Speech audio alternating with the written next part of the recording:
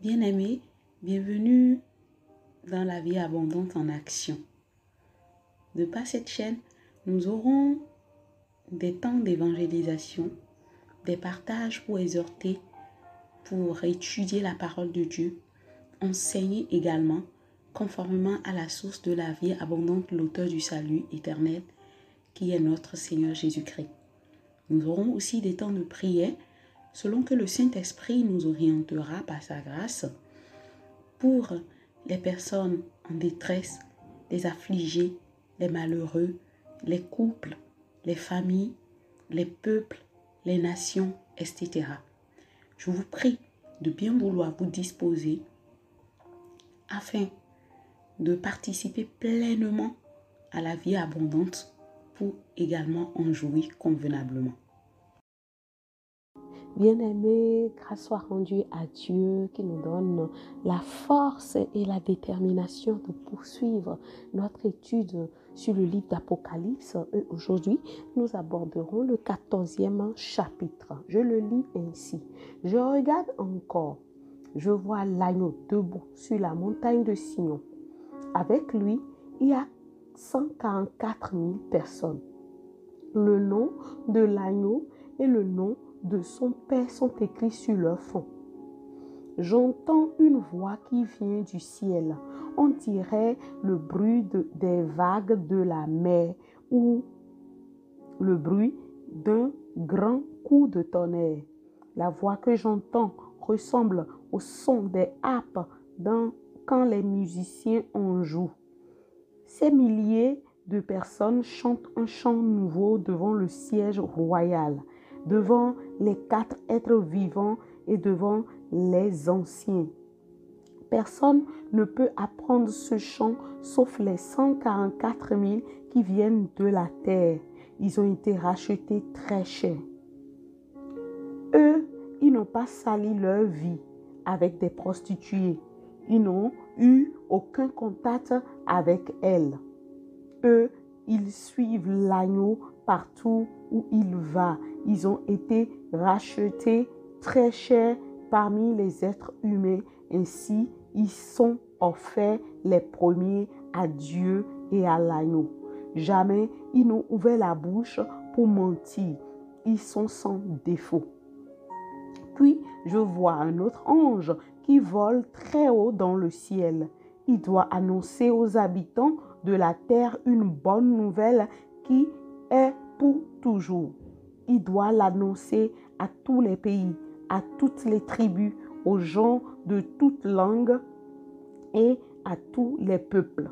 Cet ange dit d'une voix forte: respectez Dieu avec confiance et chantez sa gloire. Oui, c'est le moment où il va juger le monde. Adorez celui qui a fait le ciel et la terre, la mer et les sources d'eau. Un deuxième ange suit le premier. Il dit: elle est tombée, la grande Babylone. Elle a donné en abondance son vin à boire à tous les peuples. Et boire son vin, c'est se prostituer comme elle.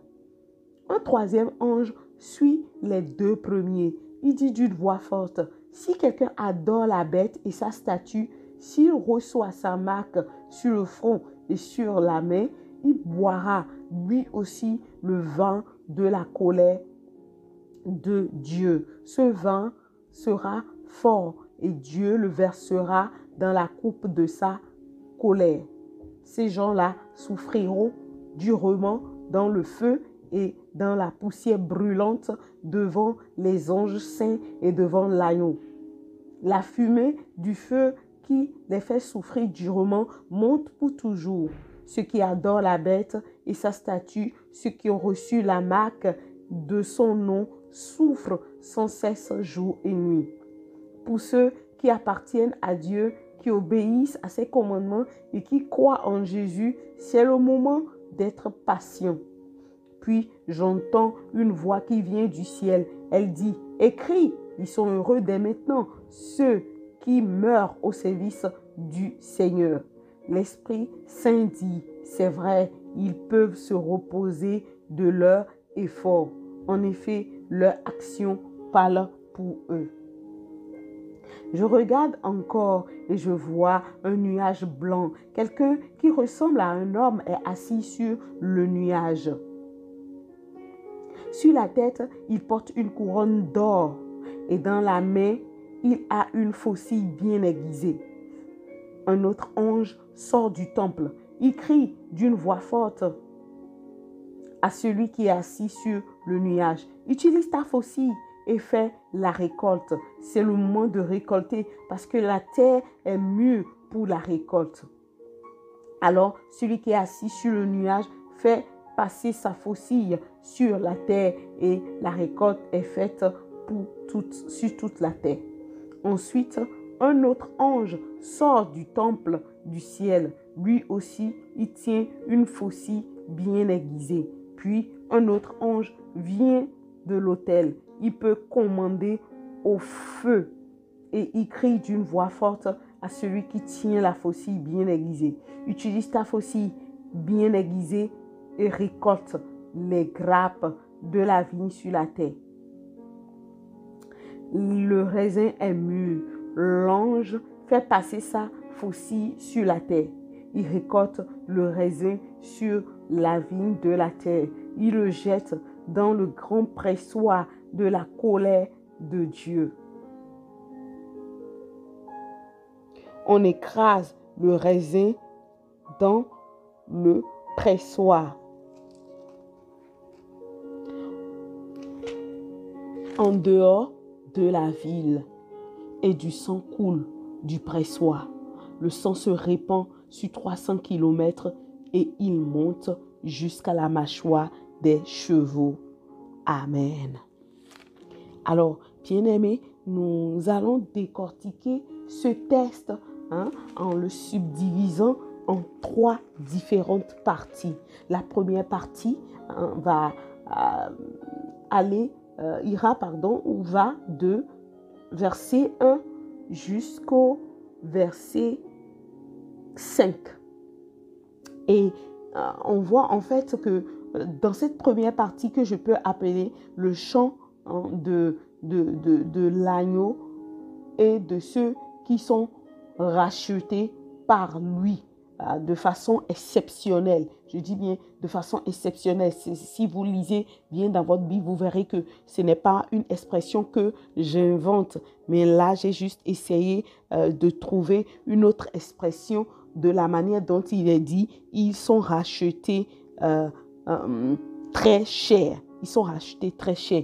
Et on peut se poser visiblement la question de savoir, mais qui sont-ils véritablement les 144 000? Je sais que ça a déjà tellement fait l'objet de beaucoup de pourparlers chez les chrétiens, même aussi chez les biblistes, ceux qui font des recherches bibliques.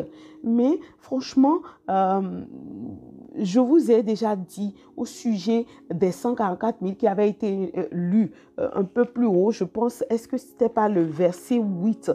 Je ne sais plus tôt, il faut que je retrouve, comme ça je vous le mettrai. Il en avait été déjà parlé d'eux et je vous ai dit, ce sont en fait des élus. Moi, je les appelle les élus. Alors, comment est-ce qu'on peut les distinguer? Je vais dire, il n'y a que seul le Seigneur qui les distingue. Parce qu'il est dit ici, considérant en fait ce qui est dit au verset 3, il dit ceci du chapitre 14. Ces milliers de personnes chantent un chant nouveau devant le siège royal, devant les 4 êtres vivants et devant les anciens. Personne ne peut apprendre ce chant, sauf les 144 000 qui viennent de la terre. Donc, 144 000 qui viennent de la terre, ils ont été rachetés très cher.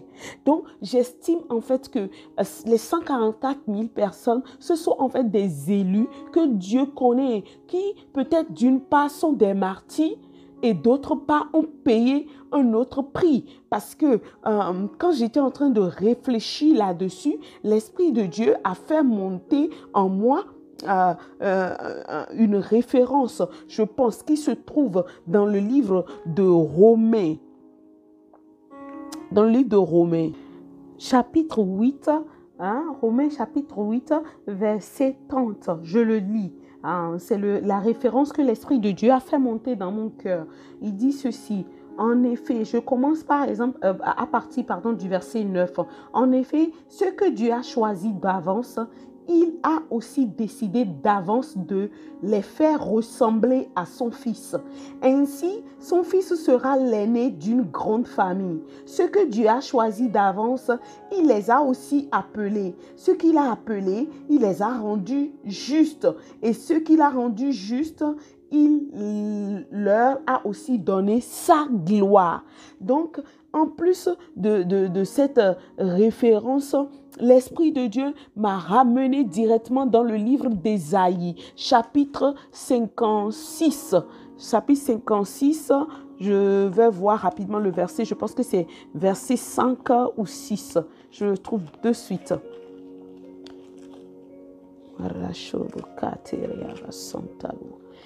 Alors, voilà, le verset 6. Ok. Le verset 2, à partir du verset 2. Ésaïe chapitre 56, à partir du verset 2. Bienheureux sera l'homme qui agira ainsi. Je recommence à partir du verset 1. Voici ce que l'Éternel dit. Faites ce qui est juste et respectez le droit, car je vais bientôt vous sauver. Je vais faire justice. Bienheureux sera l'homme qui agira ainsi. Heureux sera celui qui s'y appliquera, qui respectera le sabbat et ne le profanera pas, et qui s'efforcera de ne faire aucun mal. L'étranger qui s'attache, écoutez très bien, l'étranger qui s'attache à l'Éternel ne devra pas se dire, l'Éternel m'exclura sûrement de son peuple, et l'eunuque non plus n'aura pas à penser, je suis un arbre sec. Le verset 4 dit ceci, car voici ce que l'Éternel déclare à ceux qui sont eunuques, qui respecteront les sabbats que j'ai prescrits, qui choisiront de faire ce qui m'est agréable et qui s'attacheront à mon alliance. Je réserverai dans ma maison et dans mes murs une stèle, ça veut dire un monument, et un nom, entendez très bien, et un nom qui vaudront mieux pour eux que des fils et des filles. Je leur accorderai un nom impérissable qui ne sera jamais rayé. Alléluia. Alléluia. Marie. Et quand je vois cela et qu'on revient en fait au chapitre 14 du livre d'Apocalypse, qui est le test de notre étude de ce jour, il est dit ceci. Le verset 4 dit, au sujet des 144 000, eux, ils n'ont pas sali leur vie avec des prostituées, c'est-à-dire avec des esprits de compromis. Ils n'ont eu aucun contact avec les esprits de prostitution. Eux, ils suivent l'agneau partout où il va. Ils ont été rachetés très cher parmi les êtres humains. Ainsi, ils sont offerts les premiers à Dieu et à l'agneau. Jamais ils n'ont ouvert la bouche pour mentir. Ils sont sans défaut. Bien-aimés, pourquoi? Tout simplement parce qu'ils ont été justifiés. Et quand on remonte en fait au verset 1, il est dit ceci, je regarde encore, je vois l'agneau debout sur la montagne de Sion. Avec lui, il y a 144 000 personnes. Le nom de l'agneau et le nom de son père sont inscrits sur le front. Vous voyez donc, quand vous faites une étude comparative avec cette référence et ce qui est dit ici dans le livre d'Ésaïe, chapitre 56, verset 5, il leur donnera un nom impérissable. Ça rejoint ce que la description de livre d'Apocalypse chapitre 14 dit au verset 1 au sujet des 144 000. Donc, c'est vrai, je ne suis personne parce que, oui, le Seigneur ne m'a pas parlé, entretenu, de fond en comble au sujet de ces 144 000. Mais avec son intelligence et avec son esprit en moi, je comprends en fait que les 144 000, ce sont des distingués de Dieu, les élus distingués de Dieu qui n'ont pas accepté de se compromettre, qui peut-être à cause de l'œuvre achevée du service de Dieu, ils se sont donnés mais entièrement. Je suis sûre qu'il y en aurait aussi les martyrs qui ont payer un prix. Les hommes et les femmes, par exemple, chez les catholiques, il y a des prêtres authentiques qui ne se sont pas, qui n'ont pas dealé, qui ne se sont pas mélangés, hein, et qui sont véritablement accrochés à Dieu jusqu'à le servir, hein, et en acceptant ne point se marier. Aussi, certaines sœurs, et ce n'est pas uniquement dans le corps de la communauté catholique, quand il y a certaines communautés aussi qui requièrent des frères et sœurs, mais je dis authentique, que le Seigneur reconnaît, pour lesquels il met en fait sa main sur la poitrine en disant ceux-ci, ceux-là, je les connais. Ils sont distingués de moi. Ils auront une distinction précieuse. Et comment se fait-il que eux, ils sont déjà dans la gloire et qu'il y a encore une partie ici qu'on appelle au verset 12 à patienter? Je ne saurais pas trop dire à propos, je n'en sais pas. Est-ce que le Seigneur lui-même choisira d'écouter en fait leur séjour pour qu'ils le rejoignent au plus vite dans la gloire? Est-ce que cela est aussi leur enlèvement? Je ne saurais pas trop parler là-dessus parce que je n'ai pas eu en fait une précision à propos. Je ne rajouterai pas à ce qu'on n'a pas rajouté et pour ça, je me méfie beaucoup. Je fais très attention. Donc, on comprend en fait que les 144 000 dont il est question, dont on a parlé ici dans le verset 14 du chapitre du livre d'Apocalypse, c'est un peu très impressionnant pour moi. J'ai les yeux très, les yeux qui captent vite spirituellement. Leur destinée est décrite dans le chapitre 14 du livre d'Apocalypse et ils sont 144 000. Donc ça en dit long, c'est pour moi une confirmation de la part de Dieu. Donc on voit en fait que ce sont des gens distingués. Et quelqu'un peut-être se pose la question, est-ce qu'on peut prétendre à ce rang? Ben je vais dire, il faut d'abord prétendre au prix, d'accord, qu'ils vont payer. Oui, c'est vrai, parce que l'agneau est mort pour eux. Le Seigneur Jésus est mort pour tout un chacun de nous. Mais, vous savez, Dieu est juste. Je suis juriste à la base. Et c'est en faisant ce travail que je comprends de plus en plus mieux le cœur de Dieu. Je suis sûre que Dieu n'osera pas mélanger les prix que chacun de ses enfants ont payés. C'est vrai qu'on ne peut pas les prétendre et les mettre en avant. Ce serait être orgueilleux. Et en trop parler serait trop aussi vouloir en mettre plein la vue aux autres. Mais sachez que le Seigneur tiendra compte des souffrances de chacun de ses enfants, de chacune de ses filles, de chacun de ses élus. Il ne laissera pas couper. Il ne laissera pas pour contre cela. Et là, je le dis, il y a aussi encore une autre référence qui monte dans mon esprit. Je pense que c'est toujours dans le livre d'Apocalypse. Quand ceux qui étaient en dessous de son siège, réclamaient en fait justice. Il est là à parler véritablement que ce sont en fait des martyrs. Et ils lui ont dit, mais quand est-ce que tu vas nous rendre justice? Ces gens qui nous ont fait du mal. Et il leur a dit, patientez d'abord jusqu'à ce que votre nombre, d'accord, soit au complet. Donc, on comprend qu'il y a aussi les martyrs. OK? Merci Seigneur.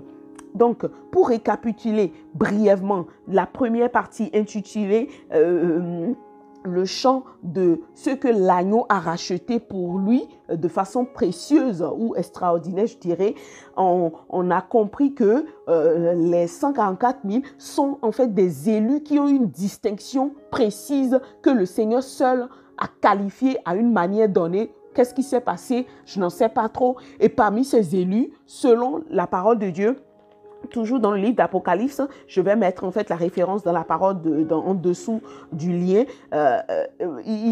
On comptera, les martyrs, mais également les eunuques, ceux qui ont souffert pour le Seigneur d'une manière ou d'une autre, les étrangers, ceux qui ont abandonné tout en servant le Seigneur de tout cœur. Donc c'est une élection distinctive et cette référence, la référence qui parle plus de ça se trouve dans le livre d'Ésaïe chapitre 56 à partir de verset 1 jusqu'au verset 8, je dirais. Et une autre référence que l'Esprit de Dieu a montée dans mon cœur que j'ai utilisé pour faire pour jeter la base de cette partie se trouve en fait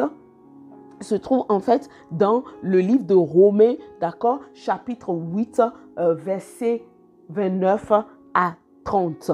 Alléluia.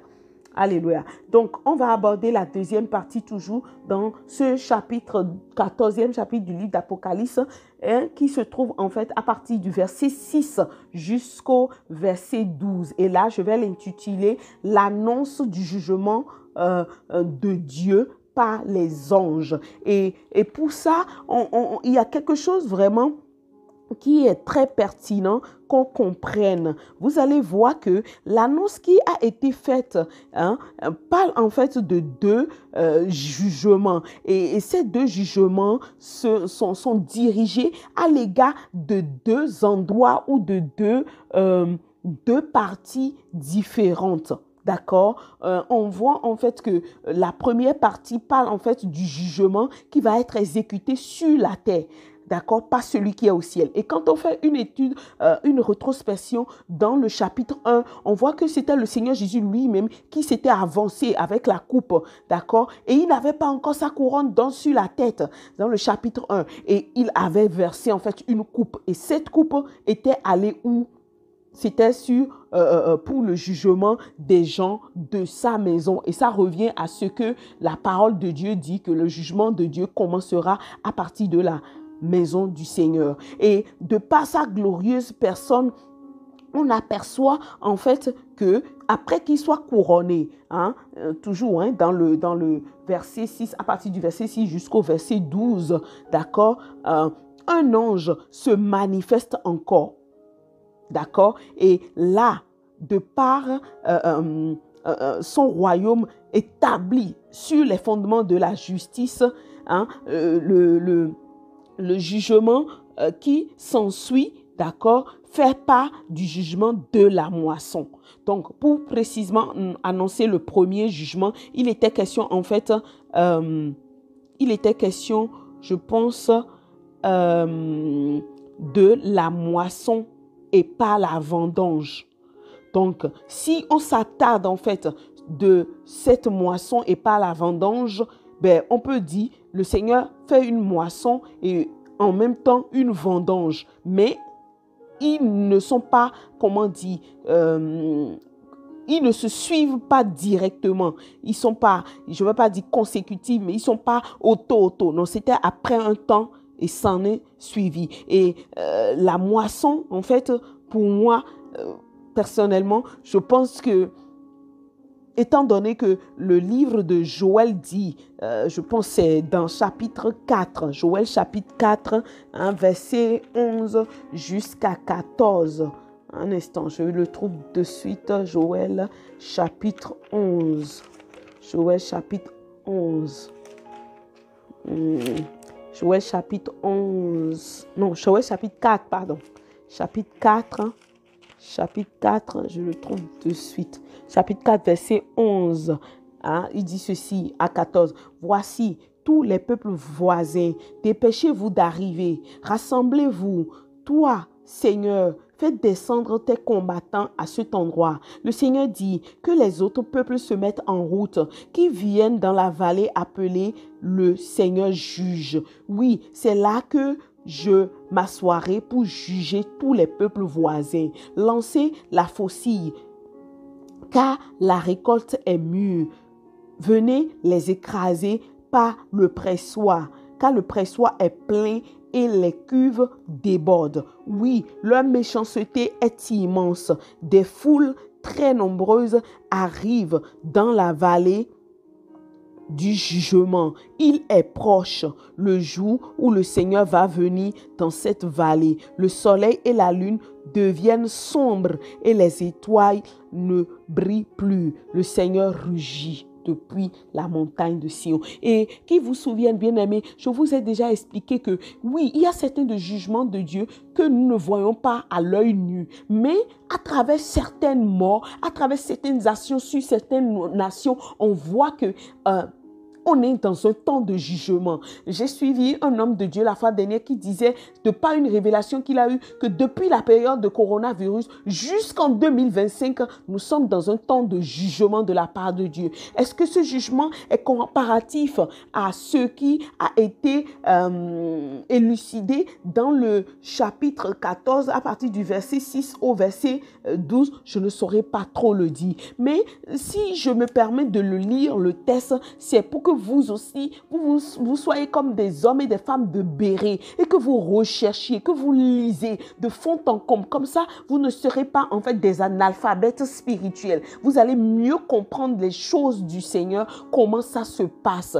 Et personnellement, je n'avais pas encore entendu cet homme de Dieu qui a eu une rencontre avec le Seigneur dans son temps de mise à part pour le savoir. Mais moi, l'Esprit de Dieu me l'avait dit, parce que même des gens que je connais, des églises que j'ai côtoyées, des connaissances très chères à moi, ont vécu des choses. Et quand j'ai réfléchi à ça personnellement, je sais que la main du Seigneur est passée par là. Et qu'est-ce qu'on doit retenir à travers cela? Bien-aimé, c'est le temps où chaque enfant de Dieu, et même un enfant qui n'est pas né de nouveau, sachez bien vous comporter. Bien évidemment, on ne peut pas bien se comporter comme cela se doit selon le cœur du Seigneur Jésus sans son esprit.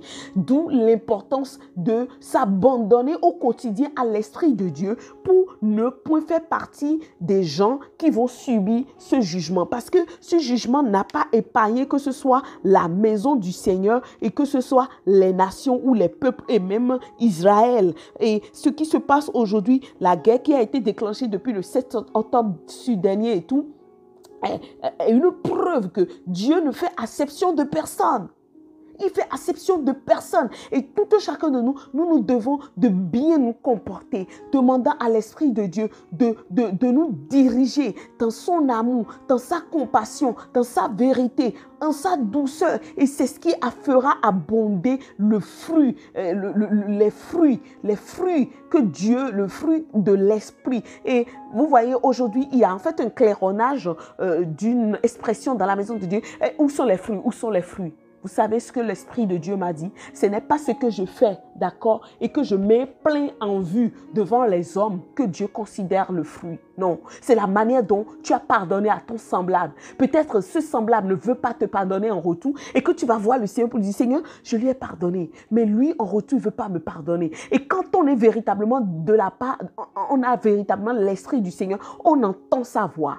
On entend sans voix. Quelqu'un témoignait la fois dernière comment il avait pardonné à une servante de Dieu qui en retour ne l'a pas pardonné, mais qui est sous un feu, un pied de guerre contre cet enfant de Dieu. Et quand la personne qui me parlait a dit, je suis retournée chercher le Seigneur. J'ai dit, Seigneur, qu'est-ce que je dois faire? Tout ce que tu m'as dit de faire envers cette femme, je l'ai fait. Mais elle garde sa position. Et vous savez ce que le Seigneur lui a dit? Le Seigneur lui a dit, prie pour elle. Continue de prier pour elle. Je vais changer son cœur. Et là, quand j'ai entendu ça, l'Esprit de Dieu m'a attesté. Je connais cette fille. C'est aussi un enfant de Dieu. Et elle porte de fruits devant moi. Donc, nos bonnes œuvres, de par l'amour, la douceur, le pardon, ce sont des choses qui vont nous préserver de jugement. Ce matin, avant de passer à l'antenne, je suis tombée en fait sur une émission de RMC, c'est une chaîne ici française, où j'ai vu un professeur africain, je pense ivoirien, qui était au milieu des confrères français, parce qu'aujourd'hui, je peux aussi dire que les Français, ce sont aussi mes confrères. Et il expliquait comment vraiment le système financier n'avantage mais absolument pas l'Afrique. Et il le disait en toute douceur, avec fermeté, avec de bons mots. Oh là là, j'étais tellement fière de lui. Je voulais juste dire, oh Seigneur, si tu me permettais de trouver cet homme, je vais juste l'enlacer dans mes bras, le serrer et lui dire que Dieu te bénisse. Et quand je suivais cette émission où j'ai entendu des choses, beaucoup de choses, que peut-être un jour je vais le mettre sur mon statut de WhatsApp. Ceux qui sont sur mon contact, vous pouvez aller voir et écouter. Je disais, je suis sûre, les nations sont devant le Seigneur Dieu pour des jugements. C'est vrai que nous ne vivons pas encore le dernier jugement, mais nous sommes dans une époque où Dieu passe au crible chaque peuple, chaque nation, pour que chaque personne prenne en compte sa responsabilité. Et pourquoi changer avant les derniers temps. Voilà. Je n'irai pas plus loin dans ça. Je vais aborder en fait la troisième partie que j'intitule le jugement, d'accord, des peuples de la terre par Dieu. Donc ça commence à partir du verset 14 jusqu'au verset 20. Donc on voit que à travers cette partie, la colère de Dieu n'a pas eu, je ne vais pas dire de retenue, mais il n'y a pas eu en fait de favoritisme, alléluia. Il n'y a pas eu de favoritisme ou une considération quelconque, non. Le Seigneur a jugé, mais sévèrement. Il a jugé, mais sévèrement. Et bien aimé, il y a une partie qui monte dans mon esprit qui est dans la dernière partie de la deuxième partie. Je vais parler en fait de la référence du verset 12 du chapitre 14 où il est parlé de bienheureux dès maintenant ceux qui meurent au service du Seigneur. Voilà, comment se fait-il que oui, on demande, on dit c'est le moment où ils seront patients. Est-ce que le corps du Christ serait encore sur la terre? Je peux dire oui, visiblement, une partie du corps du Christ serait encore sur la terre. Parce que s'il est dit, pour ceux qui appartiennent, à partir du verset 12, pour ceux qui appartiennent à Dieu, qui obéissent à ses commandements et qui croient en Jésus, c'est le moment d'être patient. Donc, je pense que c'est un temps où la douleur frappera ceux qui sont pour le Seigneur et ceux qui ne le sont pas. Oui, d'un moment à l'autre, oui, c'est pas cette douleur-là que certaines personnes seront aussi enlevées. Comment est-ce qu'on peut les catégoriser? Est-ce qu'ils vont se joindre aux 144 000? Je n'ai pas trop la définition, la réponse à propos, mais c'est pour dire encore qu'il y aura en fait des gens sur la terre qui seront pour le Seigneur Jésus-Christ. Est-ce que c'est à ce moment-là est-ce que ce sont les Israélites qui vont se convertir quand ils verront l'Église être enlevée? Je ne saurais pas trop dire à propos, mais tout porte à croire que dans ce jugement-là, le Seigneur, d'accord, ne va pas... il ne fera pas favoritisme, il n'aura pas compassion. Il va faire les choses, mais de façon sévère, de façon, ferme, de façon ferme. Et on voit en fait que la faucille dans la main de l'ange, et non dans la main du Fils de l'homme. La faucille, c'est en fait un couteau tranchant qui est retourné sur lui-même, dont le Seigneur... dont il est utilisé ici pour symbole, d'accord, pour montrer comment vraiment ça va, les gens vont être tranchés, parce que si vous avez déjà regardé une vidéo de comment on tranche avec la faucille, ça vous ferait vraiment peur. Donc c'est un instrument de jugement guerrier contre les peuples qui peut-être assaillent et le corps de Christ qui va rester sur terre ou les peuples israélites. Alléluia. Et c'est un signal qui est donné par un autre ange qui sort de l'autel. Et c'est peut-être en réponse aux prières des saints, d'accord, ceux qui auront les yeux ouverts pour comprendre que, oh, Jésus-Christ, c'est lui le Seigneur. Il était venu, on ne l'a pas reconnu. Donc, c'est un jugement qui va quand même être limité dans le temps et sera exercé sur les hommes qui vivent, qui seront encore sur la terre et qui doivent toujours être distingués du jugement éternel qui atteindra ceux qui seront jetés dans les tangs de feu. Donc, pour une dernière brève, une récapitulation totale pour le chapitre, on a dit qu'il est divisé en 3 parties. La première partie parle en fait des chants de ceux que l'agneau a rachetés de façon précieuse et chère, et aussi la deuxième partie parle du jugement de Dieu, d'accord, annoncé par les anges, et la troisième partie montre comment ce jugement va s'exercer. Et nous avons dit sur la première partie que les 144 000, ce sont en fait des gens d'accord, que le Seigneur lui-même distingue pour une élection précise. Qu'est-ce qu'ils ont à faire? J'ai énuméré, il y aurait des martyrs, il y aurait des eunuques,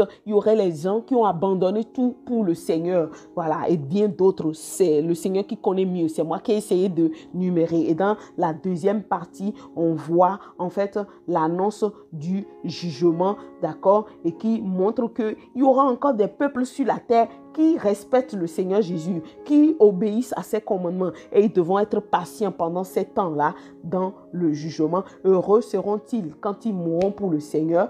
Et maintenant pour le jugement en question, il y aura en fait une vendange et une moisson, et ce jugement n'épargnera personne. Bien aimé, on comprend par là que la parole de Dieu, elle est vraie. Elle n'est pas un mensonge, c'est pas un mélange. Et je disais tout à l'heure que vous le veuillez ou pas, Dieu a le contrôle sur le monde entier. C'est vrai qu'il ne va pas s'imposer d'une manière à une autre, mais de la même manière, à un temps T, il va le faire en jugeant sévèrement les peuples. Et chaque personne doit prendre sa responsabilité comme cela se doit. Je vais m'arrêter ici et je vais prier. Je vais prier pour le corps de Christ et aussi prier pour ceux qui ne sont pas encore convertis. Seigneur, merci pour ce temps dans ta parole qui m'éclaire et qui me réjouit. Oui, Seigneur, je sais que tu vois tes enfants qui souffrent pour toi, qui ont abandonné des choses, qui ont renoncé à des choses, qui ne t'ont pas dit, oh oui Seigneur, oh j'ai l'âge marital, oh j'ai dépassé l'âge nubile, oh tu ne m'as pas marié, oh comment tu vas le faire, oh je veux me marier, mais qui sont paisibles et qui s'attendent à toi, qui te font confiance parce qu'ils savent que tu es le Dieu juste et bon. Merci parce que tu sais comment tu vas les distinguer. Merci aussi pour ceux qui sont martyrisés avant nous et qui vont aussi suivre parce que nous savons que une persécution est en cours, Seigneur éternel, de manifestation bientôt. Comment ça va se passer, on ne le sait pas. Mais étant donné que tu es le Dieu juste bon, qui ne tient pas l'injuste pour le juste et le juste pour l'injuste, nous te rendons toute la gloire dans le nom puissant de Jésus. Père, tu connais ce que tu as appelé d'avance, ce que tu as élu, ce que tu as prédestiné et à qui tu veux donner une gloire semblable à ceux de ton Fils, le Seigneur Jésus, qui doivent le suivre partout. Je prie, Papa, qu'il n'y ait aucun désistement dans le nom de Jésus-Christ. Oh, je prie que ce que tu as connu d'avance, que tu as présélectionné, que l'ennemi ne les séduise point dans le nom de Jésus. Oh, je prie, peut-être qu'ils sont dans une persécution qui ne dit pas son nom et qui n'osent même point se montrer et qui sont cachés. Oh, je prie que tu les fortifies, que tu renouvelles leur force dans le nom de Jésus. Merci parce que Père, tu as le contrôle sur ton église, sur tes enfants, sur ton peuple, sur ceux qui te sont chers. Alléluia. Et je veux aussi profiter pour prier pour ceux qui ne te connaissent pas, de par la terre entière. Oh, il y en a que tu veux sauver davantage. Je prie que la parole de la vérité les localise dans le nom de Jésus. J'ai appris de par mes expériences qu'il y en a que tu as rencontrés dans leur sommeil, sur leur lit, d'autres sur le chemin, d'autres dans une épreuve, d'autres sur le lit de la maladie à l'hôpital. Papa, je ne sais pas comment ça va se passer, mais je vais te dire, fais en sorte que ceux qui doivent être sauvés soient sauvés dans le nom puissant de Jésus et ceux qui ne le doivent pas et que toi quand même tu sauves dans ta souveraineté, qu'ils soient également sauvés pour ta gloire. Merci Père Dieu, au nom de Christ Jésus, je viens de prier. Amen. Peut-être que tu tombes sur cette vidéo et que tu n'as pas Jésus-Christ. Eh, bien-aimé, là va sotoko. Dieu est bon et son amour durera toujours. Peut-être que tu es musulman et tu te dis, Mohamed, non, c'est lui le messager, le prophète de Dieu. Je vais te dire, oui, c'est vrai. Mais sache que dans le Coran, d'accord, Mohamed même a dit que celui qui détient le dernier jugement, là, c'est Jésus-Christ. Et je suis sûre, si tu n'es pas sauvé, il vous accusera devant le trône de Dieu qui vous a écrit dans le Coran que c'est lui qui a le dernier mot. Pourquoi vous ne vous êtes pas donné à lui alors que lui, il est mort, il n'est pas ressuscité? Alors, bien-aimé, tu m'entends ma voix et que tu n'es pas sauvé, tu es musulman, tu es d'une religion et que tu ne connais pas Seigneur Jésus, c'est le moment. C'est le moment. Dis-le avec moi, Dieu, je m'abandonne entre tes mains. Qui suis-je? pour mettre en avant un raisonnement quelconque. Aujourd'hui, j'entends ta voix et je suis convaincue du péché, de la justice et du jugement par ton esprit. Et je me livre à toi tel que je suis. Prends ma vie, sauve-moi. Donne-moi la vie de Jésus. Donne-moi sa justice, son cœur d'amour, de compassion, de vérité, de paix et de son règne. Je me livre totalement à sa vie afin que je puisse régner avec lui. Merci d'effacer tous mes péchés, de me sauver et de sauver tout ce que j'aime aussi pour la gloire de ton nom.